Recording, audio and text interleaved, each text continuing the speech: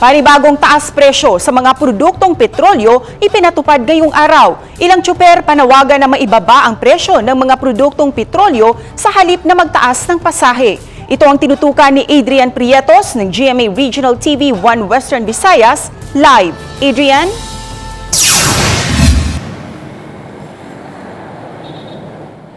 Cecil, mga kapuso, nako, bad news. Muli na namang tumaas ang presyo ng mga produktong petrolyo ngayong araw. Ito na mga kapusong ika-10 linggo ng pagtaas sa presyo ng gasolina habang ika-11 linggo naman sa presyo ng diesel at kerosene. Nasa 2 piso hanggang 2 piso at 50 sentimos ang itinaas sa presyo ng gasolina, diesel at kerosene simula ngayong araw.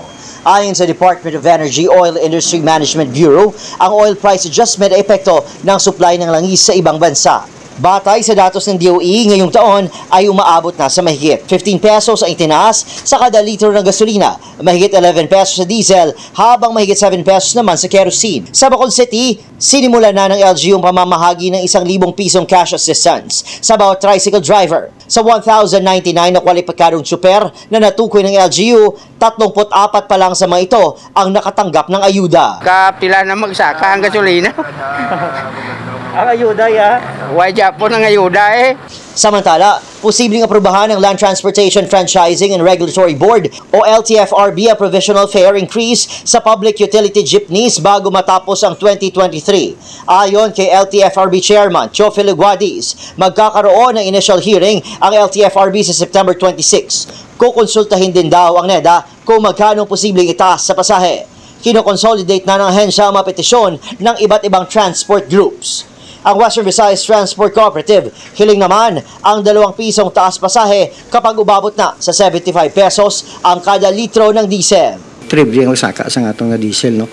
Kag mo gini ayo naton nga mapile kita petition, plano namon 2 piso ipal namon kay mga adjustment pa man na, hindi sila nga 2 piso ginang i-approve sang DOTR. Pero ang ilang tsuper naman ay mas pabor na maibaba ang presyo ng mga produktong petrolyo sa halip na itaas ang pasahe. Panubuan lang nilang krudo, tani.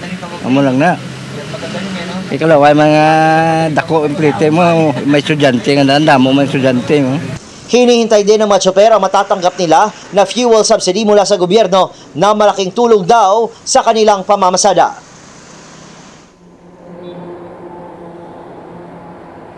Cecil, mga kapuso, sa datos ng LTFRB 6 sa 14,029 authorized units sa Western Visayas sa Region 6, may 2,555 na operators ang isumite nila sa Central Office upang ma-qualify na mabigyan ng fuel subsidy o ayuda. Ito mga kapuso, mga operators na may Certificate of Public Convenience at tinatawag na PA o Provisional Authority. Dito naman sa Bacolod City ay ginigit naman ng mga driver at operator na huwag na sanang higpitan ang pagbibigay ng 1,000 peso fuel subsidy o ayuda. Sa target na mahigit 5,000 drivers at operators, wala pang 200 drivers at operators ang inaasang tatanggap ngayong linggo ng 1,000 piso.